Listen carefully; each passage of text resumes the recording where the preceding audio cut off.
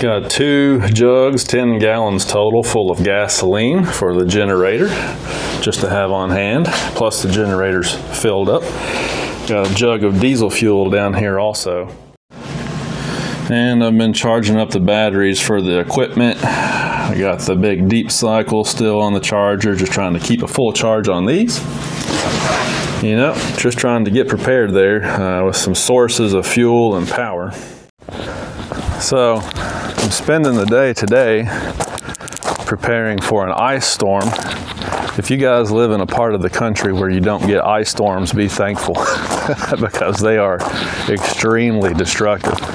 Last time that we had a significant ice storm was about 18 years ago in 2003, and it seems like they very typically hit in February, sometimes March, but usually it's in February as the sun's angle is starting to increase, the days are getting longer, the warm air's starting to come back from the Gulf of Mexico and head back up into the Ohio Valley region. That's when it seems like we always get hammered by these things. Well, like I said, they're very destructive. They tear up the trees, knock down the power lines. You know, we were without electricity for a full week when we got that one 18 years ago, and all of the weather forecast for another one coming this week. So I've got my generator all fueled up.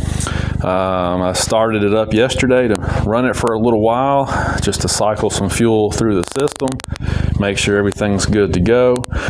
Like I said, I've got some diesel fuel on hand, a gasoline on hand, I've got a propane tank over here. It's not ideal, but if I need to, I can use propane to run some heat in the living room. We won't be able to heat the whole house, but we can keep the living room warm and we can all huddle up down there. Got some carbon monoxide detectors and things just to be on the safe side. You know, we have to be super careful when we're trying to run alternative forms of heat in the house, but we know what we're doing, and we certainly will not run the generator in the house. This is just for powering like the refrigerator to keep our food cold and that kind of thing. Might run a lamp off of it or something, but this will be outside. We're going to use propane or other safe means to keep the living room warm. I got some salt ice melt here because that big long hill that you guys see me scrape with the tractor, you know, I got to keep it melted in case emergency vehicles need to get in or out. So I got some ice melt there. Got the tractor all fueled up and ready to go. So basically we're just trying to get some things in order just in case, you know, we're stuck back here for a while. We went to the grocery store the other day and it's always a good idea to have 3, 4, 5 days worth of food, you know, stored up just in case, you know, because like I said, we were without electricity for like a week last time this happened. It tore up, you know, so much of the electricity infrastructure around here that the power company had to get power companies from other states to come in and help rebuild all of it. I mean, the ice storms just make a huge mess. So I'm really hoping that we get the snow instead of the ice. You know, but usually it goes the other way. Things trend northward. You know, if you watch the computer models, in another life, I'm a meteorologist. I actually, that's a long story, but you know, I'm a meteorologist and I work for the transportation department. And so one of the things we have to do is coordinate where we need salt trucks and crews. So that's why I spend so much time watching the weather data. But anyway, usually here in Kentucky, what happens is as you get closer to the event, you'll see the system kind of trend to the north. You know, the data will show it down here across the south. And then, you know, as the days go by, you'll see it trend to the north. So right now it looks like Kentucky is going to end up in that zone where you get the freezing rain and the ice. And that's why I'm so worried about it. So anyhow, just doing some basic preparations here, food, fuel, a source of heat, that kind of thing, just to make sure, you know, if we have to, we can get through a few days here on the property without having to worry about anything else. Now, the other thing, you know, I've got a grandmother who's on oxygen, so if you got elderly relatives, you got to think about that too, you know, because I may end up having to let her borrow this generator and run an extension cord in her house to keep her oxygen machine going if we, you know, if it gets to that point. So anyway, lots of things you got to think about to prepare for these storms, but I think I'm good to go. You know, it's not our first rodeo. We've been through this before, so we kind of know what to expect. You know, as far as the tractor goes, these tires, you know, I was kind of worried about these tires. They seem to do okay in the snow. You know, the turf tires, it's sort of like on a pickup truck. Everybody knows that an all-terrain tire is better for winter weather than a mud tire, because the whole idea is you want as much friction on the road surface as possible. So the tighter your tread pattern, the better your traction is going to be in the wintertime. That's one of the reasons I prefer turf tires. Not only are they great in the summertime around the property because they don't tear your grass up, but in the wintertime, they're better for the snow and ice also. I really wanted some R3 turfs, but the way things are this year, it's hard for the manufacturers to supply everything that, you know, they need to meet demand. So, you know, the supply and demand thing is kind of screwed up this year because of COVID and all. And so basically the tractors that are on the lots are your only options at the moment. And every tractor out there has these industrial tires on there. So that's just the way it is. But, you know, in the snow so far, they've been pretty good. I haven't had them, you know, slip and slide on me much. They've been pretty good in the snow. Now on ice, I guess, you know, all bets are off. There's probably not any such thing as a studded ice tire for a tractor, at least not around here. But, you know, we'll just do the best we can with it. Hopefully it'll be okay. But yeah, so far so good on those. They do have some liquid ballast in them, which really helps.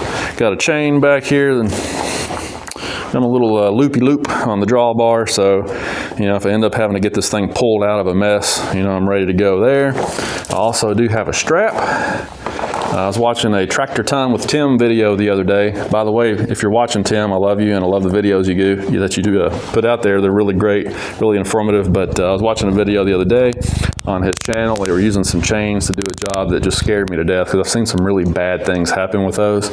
So I also usually carry a tow strap that doesn't have any clevises on it. It's just totally fabric on both ends. If I get into a situation where I can use this instead of the chain, I will, because these are way safer.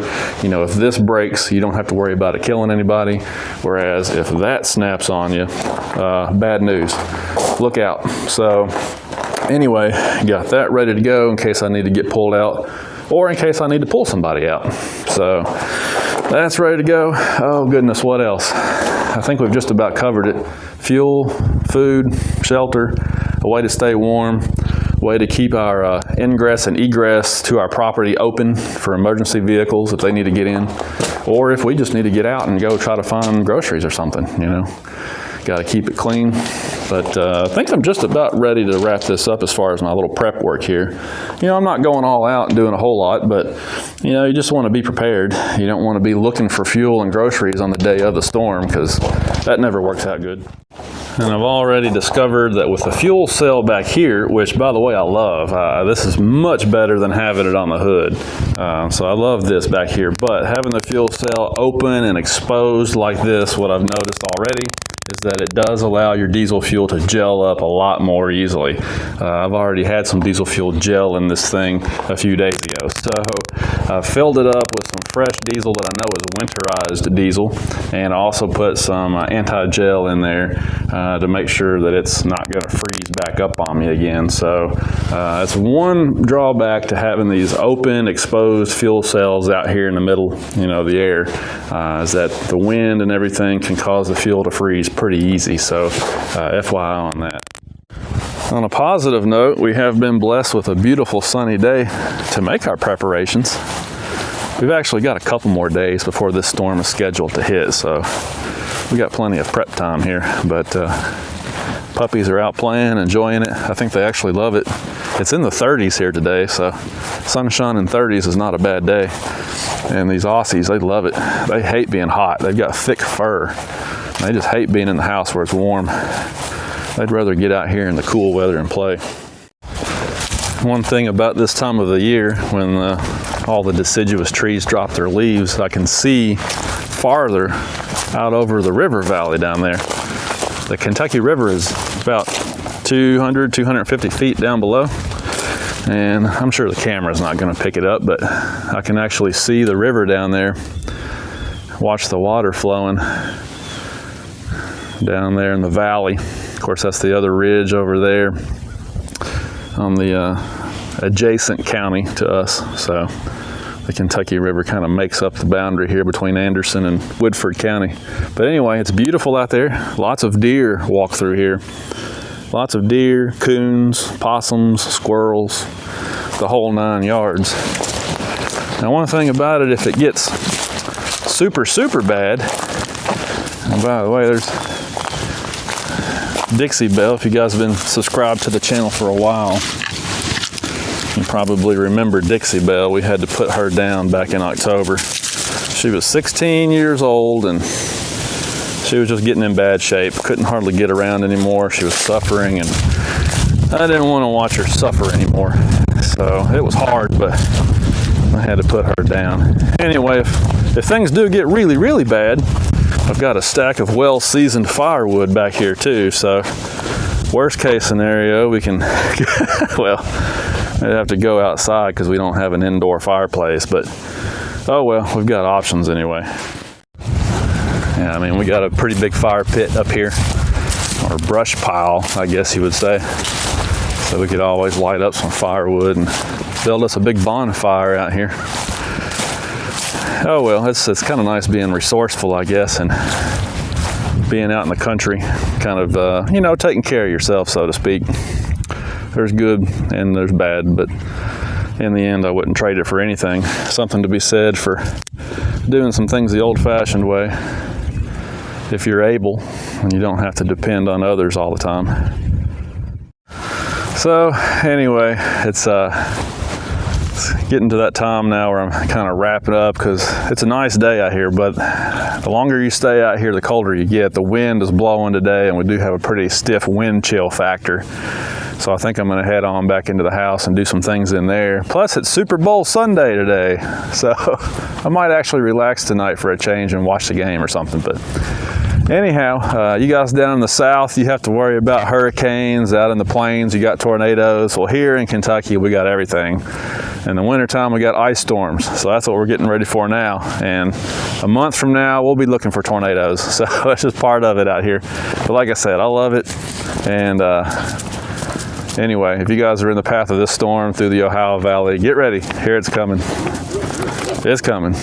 All right, these dogs want to play for a minute. We'll talk. Gosh, I can't wait for spring. I'd rather be dragging this and seeding and watering and making my grass grow. I'd rather be doing that than worried about snow and ice any day of the week. I guess one other thing I need to do while I'm out here is check my weather station. I put this mast up and got my weather equipment on it that I use to kind of keep an eye on things and transmit some data online to help out. So every once in a while I got to come out here and make sure my solar panel's still working, fan's still going. You might be able to hear it. Sounds like the fan's running pretty good. I got to get up on there and check my rain bucket, make sure it's not been pooped in by the birds, but it does have bird spikes on it, so ever since I installed those, it hasn't been as much of a problem. But everything is sounds like it's running good. I'll get up here in just a minute and check. Just check that over real quick. Give it a once over before the storm gets here.